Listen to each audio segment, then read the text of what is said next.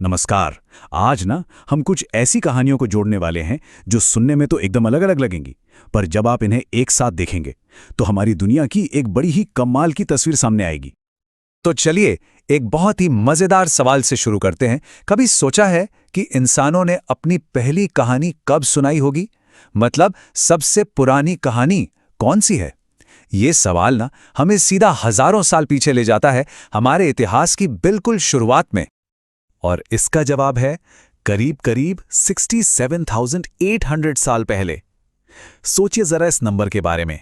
ये हमें उस वक्त में ले जाता है जब हमारे पूर्वजों ने पहली बार अपनी दुनिया, अपनी सोच, अपनी कला को पत्थर पर उतारना शुरू किया था।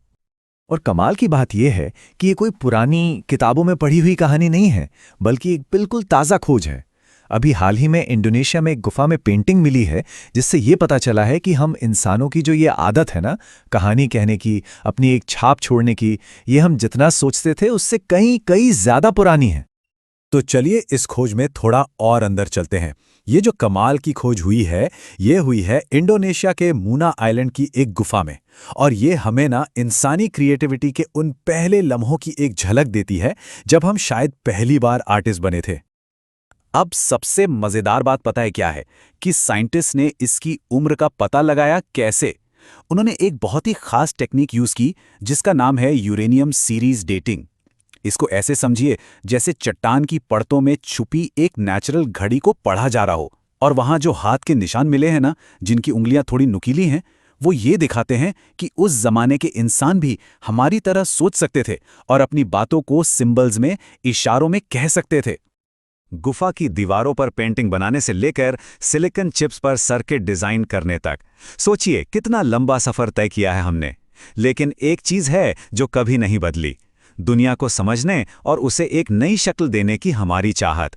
तो चलिए अब इस प्राचीन अतीत से एक लंबी छलांग लगाते हैं और सीधे आज के दौर में आते हैं और देखते हैं कि टेक्नोलॉजी हमारी दुनिया को कितनी तेजी से बदल रही है।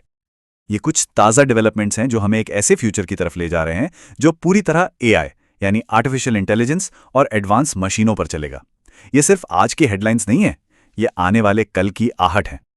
तो ये माया 200 आखिर है क्या और इतना खास क्यों है? आसान भाषा में कहें तो इसे एक ऐसा स्पेशल दिमाग समझिए जिसे सिर्फ और सिर्फ एआई चलाने के लिए ही बनाया गया है। इससे होता क्या है, एआई मॉडल सुपर फास्ट और सस्ते हो जाते हैं। और ये एक बहुत बड़ा ट्रेंड दिखाता है कि अब बड़ी बड़ी टेक कंपनियां एआई के लिए अपना खुद का हार्डवेयर तैयार कर रही हैं। ये पार्टनरशिप एक परफेक्ट एग्जाम्पल है कि कैसे एआई हमारी रोजमर्रा की जिंदगी को आसान बना रहा है। देखिए, केवाईसी का मतलब होता है नो योर कस्टमर, जिससे बैंक आपकी पहचान कंफर्म करते हैं। पहले इसके लिए बैंक जाना पड़ता था, है ना? अब यही काम कहीं से भी एक वीडियो कॉल पर हो जाता है। मतलब बैंकिंग जैसी जरूरी सर्विस दोगुनी तेज और कितनी आसान हो गई है। अच्छा, भारत में अब कमर्शियल हवाई जहाज भी असेंबल होंगे। ये साझेदारी इसलिए बहुत ज़रूरी है।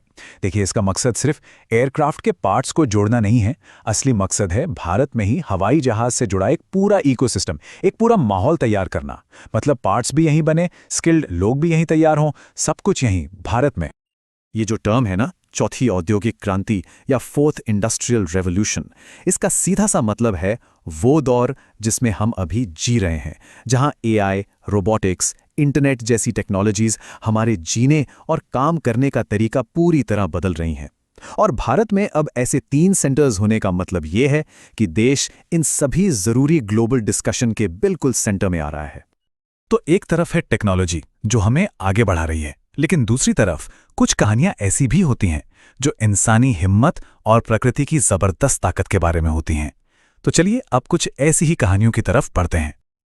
ये एक लाइन, एक हाई एल्टीट्यूड रेस्क्यू और रोड रेस्टोरेशन ऑपरेशन अपने आप में एक पूरी कहानी कहती है। ये कहानी है बॉर्डर रोड्स ऑर्गेनाइजेशन यानी बीआरओ के एक ऐसे मिशन की जो हाल ही में जम्मू और कश्मीर में हुआ। और यकीन मानिए, यह सिर्फ एक लाइन नहीं बल्कि हिम्मत और जज्बे की एक पूरी दास्तान है।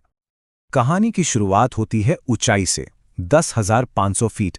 सोचिए, इतनी खतरनाक ऊंचाई पर चटरगला पास में, जहां ठीक से सांस लेना तक मुश्किल हो जाता है, वहां बीआरओ ने अपना ये मुश्किल ऑपरेशन शुरू किया। और चैलेंज कितना बड़ा था, इसका अंदाजा इस बात से लगाइए। पूरे 38 किलोमीटर लंबी सड़क, जो अब सड़क बची नहीं थी, वो तो बस बर्फ की एक मोटी चादर के नीचे कहीं गुम हो गई थी। और ये कोई हल्की फुल्की बर्फ नहीं थी, ये 6 फीट मोटी पत्थर जैसी ठोस बर्फ की चादर थी, जिसने दर्जनों गाड़ियों और लोगों को अपनी कैद में ले लिया था। ऐसे में बीआरओ के जवानों ने न सिर्फ उस बर्फ को काटा, बल्कि वहां फंसे हर एक इंसान को, हर एक जवान को सेफली बाहर निकाला। प्रकृति की तरफ से और भी खबरें हैं। कहीं दुर्लभ जानवर दिख रहे हैं, तो कहीं बड़े बड़े इंफ्रास्ट्रक्चर प्रोजेक्ट्स बन रहे हैं। ये कहानियां दिखाती हैं कि कैसे एक देश अपनी जमीन के विशालता को समझ भी रहा है और उस पर कुछ नया बना भी रहा है। ये जो खोज है ना, ये हमारे वाइल्ड लाइफ के लिए एक बहुत ही अच्छी, एक उम्मीद भरी खबर है। ये हमें बताती है कि जब हम जंगलों और जानवरों के लिए सेफ रास्ते यानी कॉरिडोर्स बनाते हैं, तो हमारी कोशिशें वाकई रंग लाती हैं और फिर प्रकृति हमें ऐसे ही खूबसूरत तोहफे देती है। चलिए अब हमारे आखिरी सेक्शन पर चलते हैं। यहाँ हम बात करेंगे कुछ पर्सनल अचीवमेंट्स की, इंसानी जज्बे और मेहनत की उन बेमिसाल कहानियों की जो हम सबको इंस्पायर करती हैं।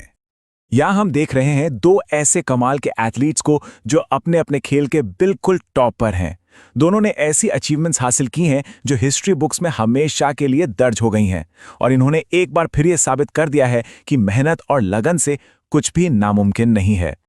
डॉक्टर लहरिया ने भारत की नेशनल वैक्सीनेशन पॉलिसीज को बनाने में एक बहुत ही अहम, एक बहुत बड़ा रोल निभाया है।